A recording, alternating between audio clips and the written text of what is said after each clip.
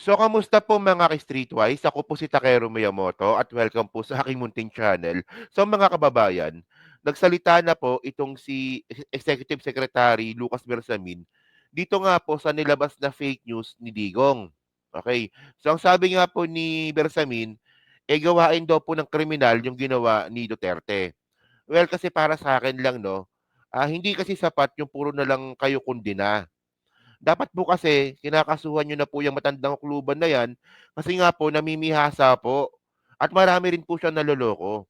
Isama niyo na rin pati yung mga kasama niya, isama niyo na rin sa kaso yung mga kasama niya sa panel tulad ng mga ibang hindi ko kilala, sila Vic Rodriguez, pati yung mga ibang mga aso, di ba?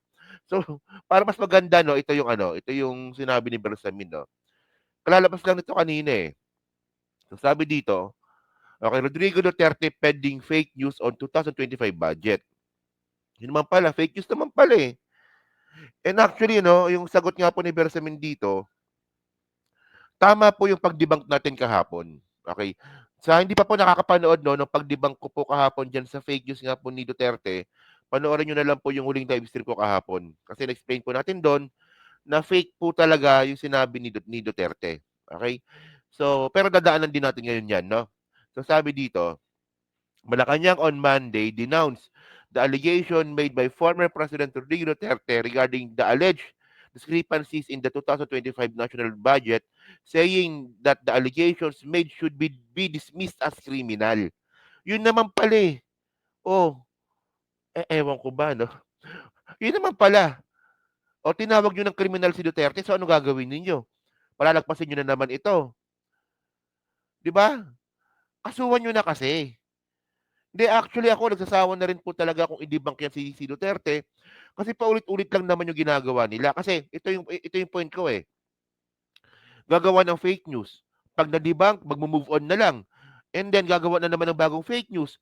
Pag na-debunk, mag-move on na lang. 'Di ba? So yung ganyang klaseng cycle mga ka-streetwise, dapat po kasi tinitigil na po 'yan kasi paikot-ikot lang po tayo. Oh, well, wala nang immunity si Duterte kasi hindi na nga po siya presidente. So ano pang hihintayin ninyo? Kapag si Sara na ang merong immunity, pag si Sara na naging presidente, oh, wag niyo nang hintayin na ganun yung mangyari. Sabi pa dito, in the press statement, Executive Secretary Lucas Bersamin said Duterte and other individuals move was an act of peddling misinformation. Totoo naman talaga. Kasi mga kababayan, no, yung sabi nga ni Duterte, no, meron daw pong blanco dun po sa budget ng 2025. Dito nga po sa Philippine Coconut Authority Administration at saka sa NIA, sa National Irrigation. Okay. So, hindi naman totoo 'yun, fake news talaga 'yun. Walang blanco sa budget natin, no. So ngayon ito yung sinabi ni Digong eh. Alam ko napanood niyo na 'to sa akin, pero play lang natin ulit para makumpleto lang po 'tong topic natin, no. So ito, wait, 'yan. Ko, you not, cannot pass a law with blank. It is not allowed by law. You cannot pass an incomplete appropriation. Kita mo, tanda-tanda mo na sinungaling ka pa. Dati kang presidente, tanga-tanga ka. Oh. Actually, napaka-basic nun, no? Kasi ang point dito po, yung lahat po ng budget ng Pilipinas, every year po yan, every fiscal year, dumadaan po yan sa BICAM. Una sa House and then papuntang Senate and then iba-BICAM pa yan. Ang tanong dito, may mga senador ka, 'di ba? May mga senador ka diyan sa Senate.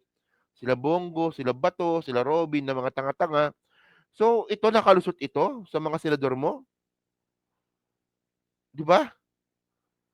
At saka continue natin. Or bill for that matter, whatever. Pagka ganon, there's something terribly wrong. So, ayun yung blanco. Sabi niyang blanco. Pakita ko ulit. Something terribly wrong. Teka. Isa pa. Ayan, yan. Ito yung sinasabi niyang blanco kasi. Gago talaga 'to, eh, 'no? Yan, oh. So, NIA tsaka PCA. Ayan ang sinasabi niyang blanco. Actually, mga kababayan, na-debunk ko na 'to kahapon, pero para lang po sa akin, kaalaman lang po ng lahat, hindi po blanco 'yan. Kasi pagpunta po natin dito sa ano, sa mismong budget mismo na pinirmahan ng presidente, hindi po blanco 'yan. Oh, ito, tulad ng NIA na sinasabi niyang blanco, ito yung budget ng NIA. Oh, magkano? National Irrigation Administration, magkano? Oh, 69 billion. Anong blanco diyan? Sinungaling ka talaga, 'no? Hindi kasi ang tanong natin dito, anong intensyon kung ba't mo ginagawa ito, 'di ba? Malinaw naman na paninira ito at saka mga kababayan, hindi po normal 'tong ginagawa ni Duterte. Sa dinami-dami po ng mga naging presidente ng Pilipinas, siya lang po gumagawa nito. Siya lang po gumawa nito, 'di ba? Nung natapos yung termino ni Cory, nung si Ramos yung naging presidente, tahimik, 'di ba?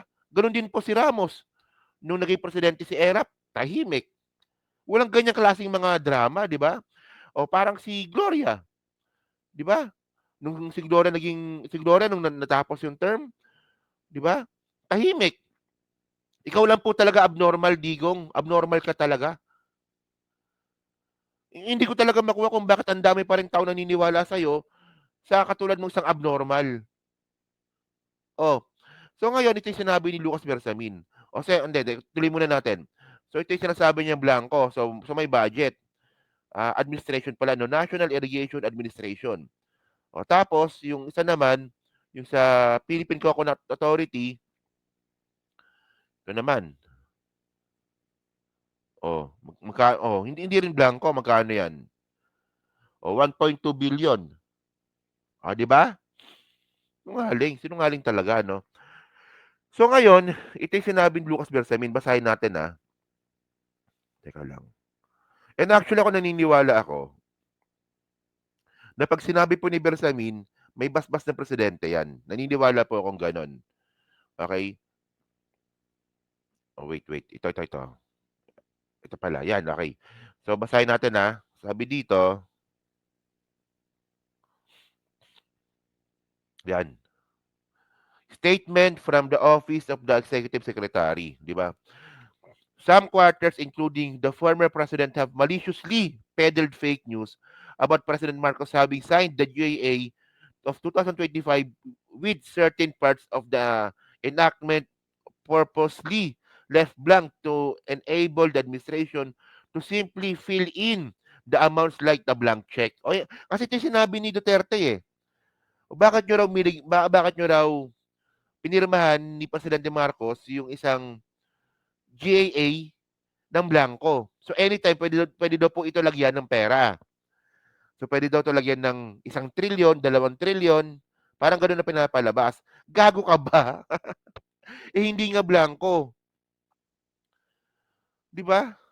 At mga kababayan, kung sakali mang blanco 'yan, edi lumabas din pala na walang kwenta yung mga senador. Kasi yung mga senador din po kasi yung gagawa rin po ng GA po na 'yan. At least you get the point, no?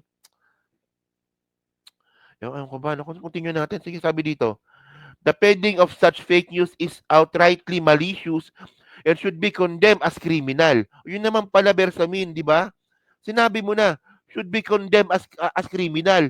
So, bilang isang criminal act, anong gagawin ninyo? Mag-file kayo ng criminal case. Hindi, actually, mga kababayan, para sa akin, sapat na po yung kinukundina nyo dati, eh.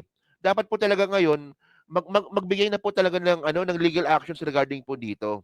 Hindi sa pinangungunahan ko yung Malacanang, pero para sa akin, ito po yung dapat na gawin. 'Di ba? Siguro mag-agree naman kayo sa akin. Oh, 'di ba? Oh, sabi pa dito, continue natin, oh. Kriminal pala, eh. Oh. File nyo ng kasong kriminal. Oh. No page of the 2025 budget was left unturned before the President signed into law. Oh, the 4,057 pages, oh, 'di ba? Makapal, eh, no? Of its two thick volumes, which printed in fine print with nearly 6 lines on each page were exhaustively reviewed by hundreds of professional staff from Congress and the Department of Budget and Management. Diba? This meticulous line-by-line scrutiny is a pre-enactment check performed by dedicated civil servants to ensure the GAA contained no single discrepancies in the amounts being appropriated. Oh. So isipin niyo, 'di ba, pinaghirapan po yung budget na 'yan, pinag-aralan ng mga dedicated civil servants, tapos may isang Duterte na magkakalat ng fake news. At ang nakakatawa dito, no, bobo kayong mga DDS. Ayun ang sinasabi ko eh. Itong mga Duterte fanatics, mga kababayan, mga walang bait sa sarili ito. Pag sinabi ni Duterte, para sa kanila totoo na. 'Di ba? Kahit walang ebidensya, kahit peking ebidensya, basta sinabi ni Duterte, totoo na. So, ang point ko dito, mga kababayan, no, yung sinasabi ni Duterte na wala daw po siyang plano magkudeta, anong ginagawa ni Duterte tuwing meron siyang statement na, "Ay, itong mga blankong tseke na 'to, kailangan umakto na ang mga military." So, kudeta 'yun. 'Di ba? Hindi, kasi mga kababayan, sumosobra na po talaga 'tong matandang kukuluban na 'to. Ginagawa niyang tanga yung mga tao. At ang point dito, marami rin pong naloloko. Well, kung si Dado nga nakasuhan ninyo, si Duterte dapat kasuhan niyo rin, kasi same lang po ng criminal act ang ginawa ni Dado at saka ni Duterte. So ano 'yan? May favoritism kayo? Oh, meron kayong kinakatakutan? Ano ba, takot ba kayo kay Digong? Ayun ba? Ang ganda-ganda ng takbo ng Pilipinas ngayon. Tumaas ang GDP, bumaba yung unemployment, maganda yung estado ng ating ekonomiya. May isang taong sumisira lang talaga, itong si Duterte. So anong gagawin ninyo dito? Pababayaan nyo lang. Hindi, kasi mga kababayan, pasensya na, no? Pero sumusobra na po talaga. Nakakaubos na po ng pasensya. Di ba? Sabi pa dito, oh. Continue natin. It is impossible for funding items to be left. So, okay na yan. The true facts and the printed figures appearing in the GAA easily debunk the malicious claims to deliberate blanks being left for filing in. So ngayon, lumalabas dito na tama yung debunk natin kahapon. Because pinakita po natin yung buong GAA po ng mga sinasabing blanco ni Duterte.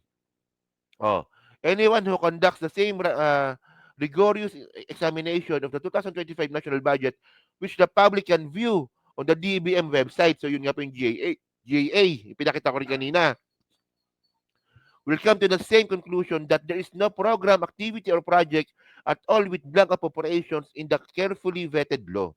Di ba? The former president in this cohort should know better that the GAA could not contain blank items. So ngayon, sabi dito ni Lucas Bersamin sa bandang uli, the former president and his cohort should know better. Ayun nga yung point. Alam po ni Duterte yan. Hindi po ako naniniwala na hindi alam ni Duterte yan. Alam ni Duterte yan. Nagtanga-tangahan lang po yan para po makapag-create po ng confusion at para po in the process magkaroon po ng kudeta. Malinaw naman, mga kababayan, kung ano po yung intensyon ni Duterte. So, hindi na, kasi tayo, nag-iisip tayo eh. Hindi naman tayo tanga katulad ng mga DDS. Malinaw po sa atin kung ano po yung intensyon ni Duterte, kung bakit niya ginagawa ito. At hindi po titigil yan, mga kababayan. Hanggat hindi po nakukulong yung hayop na yan, hindi po titigil yan.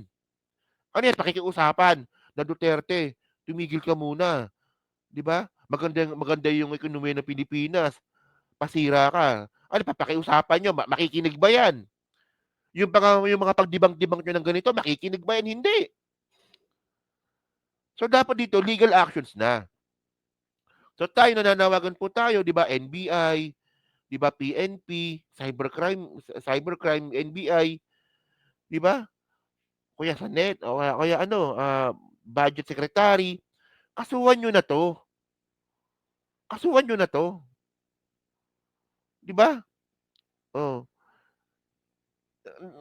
Wala siyang karapatan na magkaroon ng privilege para hindi siya kasuhan. Kasi pare-pares na lang po tayo dito.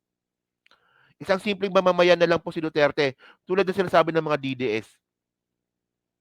Simpleng mamamayan na maraming tagasunod. Oh. So yun mga ka-streetwise, no? So diyan po sa inyo, no? Ano masabi nyo nga po dito sa ginawang katarantaduhan na naman ni Duterte at dito nga po sa sagot nga po ni Lucas Bersamin? Kayo ba, agree ba kayo na kailangan ng itigil to ni Duterte sa pamamagitan po ng legal actions? So yun, no? So pa-comment na po sa baba at binabasa ko pong lahat yan. Andyan po sa Team Replay, syempre, pa-like, pa-subscribe at kung di naman kalabisan, pa-share na rin po ng video po na to. So hanggang sa muli po, kita na lang ulit tayo sa susunod nating content. So thank you, salamat, and bye-bye!